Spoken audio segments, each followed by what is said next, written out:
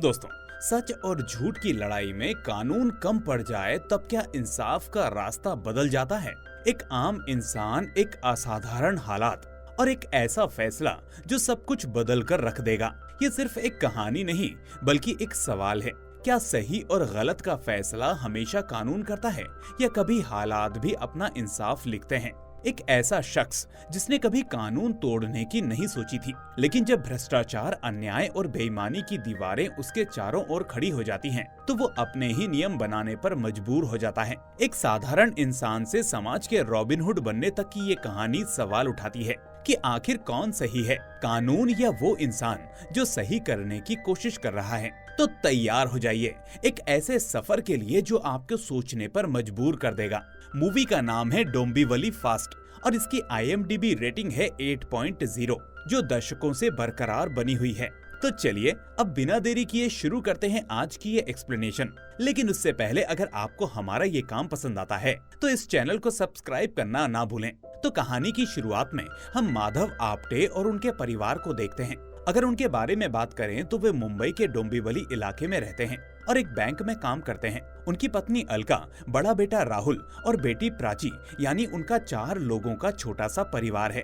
अब हम देखते हैं कि माधव का रोज का एक ही रूटीन होता है, सुबह उठकर तैयार होकर ऑफिस जाना और वहां से घर वापस आ जाना। एक दिन माधव को पता चलता है कि राहुल 3 विषयों में फेल हो गया है। राहुल का कहना है कि वो इन विषयों की ट्यूशन नहीं लेता था, इसीलिए फेल हो गया। असल में जो टीचर स्कूल में ये विषय पढ़ाते हैं वही ट्यूशन भी लेते हैं। शायद इसी वजह से उन्होंने राहुल को फेल कर दिया ताकि वो ट्यूशन ज्वाइन करे। लेकिन ये सब माधव को समझ में आ जाता है, इसलिए वो राहुल से कहते हैं कि वो उसे ट्यूशन के लिए पैसे नहीं देंगे। दरअसल माधव एक ईमानदार व्यक्ति हैं और हमेशा रिश्वतखोरी और समाज में हो रहे अन्याय के खिलाफ ही रहते हैं। उनका स्वभाव ऐसा है कि वो खुद अन्याय सहन नहीं करते और ना ही किसी पर अत्याचार करना चाहते हैं। हम देखते हैं कि उनकी चौल में रोज एक पानी का टैंकर आता है जिससे वो पानी लेने जाते हैं। वहाँ वो देखते हैं कि टैंकर वाला पानी नहीं छोड़ रहा है। जब माधव टैंकर वाले से इसके बारे में पूछते हैं तो वो उन पर गुस्सा दिखाने लगता है। दरअसल चौल के सभी लोग सेक्रेटरी को पानी के टैंकर के लिए पैसे देते हैं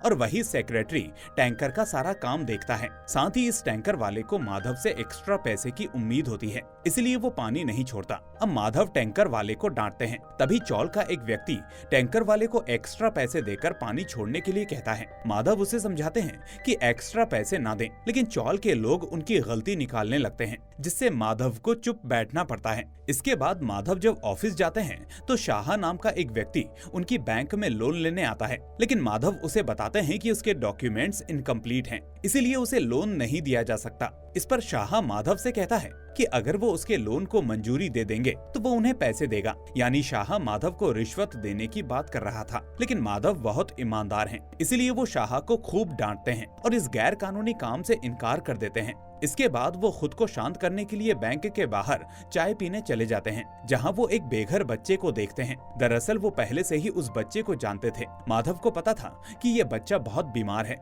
इसलिए वो उसे दवा के लिए कुछ पैसे देते हैं। वहीं अगले दिन माधव और अलका अपनी बेटी का एडमिशन एक कॉन्वेंट स्कूल में करवाने जाते हैं। कॉन्वेंट स्कूल यानी इंग्लिश मीडियम स्कूल। वहाँ स्कूल के प्रिंसिपल उन्हें बताते हैं कि स्कूल में सिर्फ 3 सीटें बची हैं और अगर उन्हें अपनी बेटी का एडमिशन करवाना है तो उन्हें 35,000 रुपए डोनेशन के रूप में देने होंगे। माधव को समझ में आ जाता है कि प्रिंसिपल उनसे पैसे ऐंठना चाहता है, इसलिए वो एडमिशन नहीं कराते और वहाँ से चले आते हैं। घर आकर अलका और माधव के बीच इस बात को लेकर बहस हो जाती है। अलका का कहना है कि वो पहले से ही किराए के घर में रह रहे हैं और जो जमीन उन्होंने खरीदी है वहाँ भी माधव घर नहीं बना रहे, क्योंकि बिल्डर बिना किसी कारण के ज्यादा पैसे मांग रहा है और माधव उसे ज्यादा पैसे देना नहीं चाहते। अलका कहती है कि इतने समझौते करने के बाद भी उनके बच्चों को अच्छे स्कूल में पढ़ने का मौका नहीं मिल रहा, क्योंकि माधव अपनी ईमानदारी पर अड़े हुए हैं। खैर, इसके बाद माधव लोकल ट्रेन से अपने ऑफिस के लिए निकल जाते हैं, जहां उन्हें पता चलता है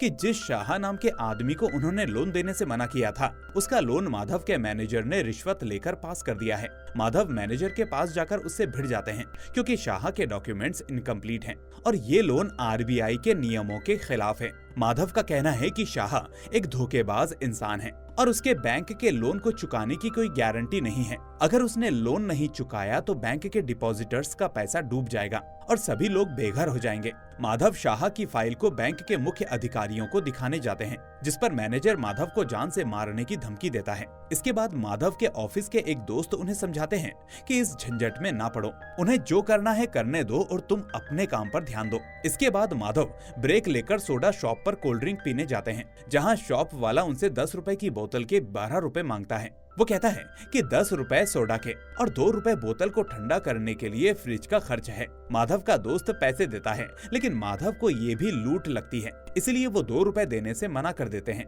इस पर शॉप वाले के साथ उनकी बहस हो जाती है और आखिर में माधव गुस्से में वहाँ खड़े एक बच्चे के हाथ से बैट छीनकर शॉप के काउंटर और दूसरी चीजों को तोड़फोड़ देते हैं। इसके बाद शॉप वाला पुलिस को माधव की शिकायत कर देता है। इस बीच माधव को सड़क पर एक बाइक पार्क की हुई दिखती है, जहां नो पार्किंग का बोर्ड लगा होता है। माधव उस बाइक को भी तोड़ देते हैं। दूसरी ओर पुलिस माधव की तलाश में उनके घर जाती है और अलका से कहती है कि जब माधव घर आए तो उन्हें तुरंत पुलिस स्टेशन आने को बोलना। ये कहकर वो हवलदार अलका के सिग्नेचर लेकर वहाँ से चला जाता है। इसके बाद सीन चेंज होता है और हमें रात के समय माधव को हाथ में बैट लिए एक हॉस्पिटल के पास अंडे भुर्जी की रेडी के सामने दिखाया जाता है।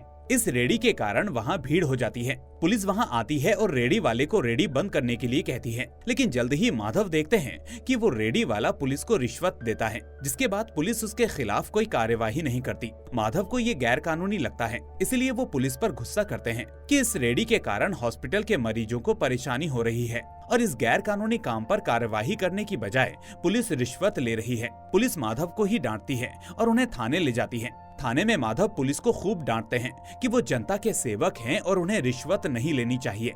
इस पर थाने में मौजूद सभी को लगता है कि माधव पागल हो गए हैं। इस बीच माधव के घर में उनकी पत्नी अलका परेशान हो जाती है, क्योंकि माधव अभी तक घर पर नहीं आए थे। वहीं अगले दिन माधव को थाने से छोड़ दिया जाता है और वो घर की ओर चल पड़ते हैं। रास्ते में वो देखते हैं कि टैंकर वाला आज भी पानी नहीं छोड़ रहा है और इस बार तो वो सीधे चौल के लोगों से पानी छोड़ने के लिए पैसे मांग रहा है। ये देखकर माधव का गुस्सा फूट पड़ता है और वो टैंकर वाले को धक्का देकर सभी के लिए पानी छोड़ देते हैं। जब टैंकर वाला बीच में आता है तो माधव उसे मारते भी हैं। टैंकर वाले से माधव को मालूम पड़ता है कि ये टैंकर उनके इलाके के नगर सेवक का है और उसके कहने पर ही टैंकर वाला चौल के लोगों से ज्यादा पैसे वसूल रहा है। ये सब माधव की पत्नी अलका भी देखती है, लेकिन वो माधव को पुलिस के बारे में बताना भूल जाती है। इसके बाद माधव नगर सेवक के ऑफिस जाते हैं, लेकिन वहाँ उन्हें पता चलता है कि नगर सेवक एक स्विमिंग पूल के उद्घाटन के लिए गए हैं। ये सुनकर माधव वहाँ जाते हैं। दूसरी ओर हम पुलिस चौकी में देखते हैं। ये सुबह का समय होता है, इसलिए जिन पुलिस कर्मियों ने माधव को रिहा किया था उनके सीनियर ऑफिसर ड्यूटी ज्वाइन करने आते हैं, जिनका नाम अनसपुरे होता है। अनसपुरे को पता होता है कि रात की ड्यूटी पर तैनात पुलिस कर्मियों ने जिस माधव आप्टे को पकड़ा था उसने ही कल दोपहर में एक सोडा शॉप भी तोड़ी थी, लेकिन कंट्रोल रूम से आए संदेश को नजरअंदाज कर दिया गया और माधव को छोड़ दिया गया, जिसकी वजह से अनसपुरे अपनी टीम पर बहुत गुस्सा होते हैं और सभी को बताते हैं कि आज तक किसी आप्टे नाम के व्यक्ति के अपराध करने की बात नहीं सुनी गई, क्योंकि पढ़े लिखे लोग आम तौर पर अपराध नहीं करते, लेकिन जब वो अपराध करते हैं तो पूरी दुनिया में इसकी चर्चा होती है। उन्हें लगता है कि माधव आप्टे का केस सामान्य नहीं है। उधर उद्घाटन स्थल पर हम देखते हैं कि नगर सेवक ने जो स्विमिंग पूल जनता के लिए बनवाया था उसे उसने अपने पिता के नाम कर दिया होता है। ये देखकर माधव वहीं पास में नारियल बेचने वाले ठेले से चाकू उठाता है और नगर सेवक की गर्दन पर रखकर उससे पूछता है कि उसने जनता के पैसों से स्विमिंग पूल बनवाया है, फिर भी अपने पिता का नाम क्यों दिया। वो आगे कहता है कि हमारे लिए भेजे जाने वाले पानी के टैंकर भी वही भेजता है और उसमें भी भ्रष्टाचार करता है। इतना कहकर माधव नगर सेवक की गर्दन पर चाकू मारते हैं और वहाँ से भाग जाते हैं। इस उद्घाटन की कवरेज करने के लिए टीवी वाले भी आए होते हैं, इसलिए जो कुछ भी हुआ वो सब शूट कर लिया जाता है और खबरों में दिखाया जाता है कि माधव ने नगर सेवक पर हमला किया। न्यूज चैनलों में उसे मानसिक रूप से अस्थिर व्यक्ति बताया जाता है। इधर इंस्पेक्टर अनसपुरे भी ये खबर देखते हैं और उन्हें चिंता होने लगती है कि आगे माधव और क्या अपराध करेगा। इसके बाद अनसपुरे माधव के घर जाते हैं और उसकी पत्नी पर गुस्सा करते हैं कि उसने पुलिस को खबर क्यों नहीं दी कि माधव घर पर आया था। वो उससे पूछते हैं कि क्या पहले भी माधव को ऐसे मानसिक दौरे पड़े थे। इस पर माधव की पत्नी कहती है कि वो पागल नहीं है और उसे नहीं पता कि वो अचानक से ऐसा व्यवहार क्यों कर रहे हैं। इसके बाद अनसपुरे कुछ और पूछताछ करके वहाँ से चले जाते हैं। दूसरी ओर माधव एक झुग्गी बस्ती के पास जाते हैं, जहाँ वो देखते हैं कि कुछ अपराधी नशीली चीजें बेच रहे हैं। वो इस धंधे के सरगना को चाकू मारकर उसका धंधा हमेशा हमेशा के लिए खत्म करने वाले ही होते हैं कि तभी वो आदमी माधव पर बंदूक तान देता है। तभी बाकी गुंडे माधव पर हमला कर देते हैं। इसी अफरा तफरी में जलता हुआ दिया गिर जाता है और वहाँ आग लग जाती है। इस दौरान सरगना की बंदूक गिर जाती है और वो अपनी जान बचाने के लिए भाग जाता है। माधव उस पिस्तौल को उठा लेते हैं और वहाँ से निकल जाते हैं। वहीं इस आग की खबर अब पुलिस तक पहुँच जाती है और इंस्पेक्टर अनसपुरे भी वहाँ पहुँचते हैं। उन्हें समझ आता है कि जो अपराध माधव कर रहा है वो कानून की नजरों में अपराध है, लेकिन माधव की नजरों में नहीं, क्योंकि वो वही काम कर रहा है जो सरकार और पुलिस को करना चाहिए था। आगे माधव अपने काम की जगह पर आते हैं, जहां वो उसी अनाथ बच्चे से मिलते हैं जिसे उन्होंने दवा के लिए पैसे दिए थे। वो बच्चा एक अच्छा चित्रकार होता है और सड़क पर चित्र बना रहा होता है। माधव उसे देखकर कहते हैं कि पहले लोग जमीन को गोबर से लीपकर उस पर चित्र बनाते थे, लेकिन अब डामर डाल दिया गया है। फिर वो खुद से बड़बड़ाने लगते हैं कि कैसे लालच बढ़ता गया। पहले नौकरी शुरू की, फिर तनख्वाह कम पड़ी, फिर बढ़ाने के लिए हड़तालें की और इसी लालच में सब फंसते गए। वो अपनी बात करते हैं कि उन्हें भी बचपन में चित्र बनाना पसंद था, लेकिन जीवन जीने के लिए पैसे चाहिए थे, इसलिए उन्हें बैंक की नौकरी करनी पड़ी। अब तक उन्होंने स्कूल कॉलेज में बहुत कुछ सीखा, लेकिन जो काम वो कर रहे हैं उससे वो तंग आ गए हैं। वो समाज द्वारा बनाए गए नियमों के बारे में बोलते हैं। समाज ने तय किया कि एक सीध में खड़ा होना है, एक सीध में लिखना है, एक ही बार में डिग्री लेनी है, एक ही बार में नौकरी करनी है, शादी करनी है, बच्चे पैदा करने हैं और फिर मर जाना है। वो सोचते हैं कि अगर जन्म से मृत्यु तक अकेले ही जाना है तो बीच का सफर इतना तकलीफ देह क्यों है, और अगर ये सफर करना ही है तो ये अपने मन मुताबिक क्यों नहीं हो सकता।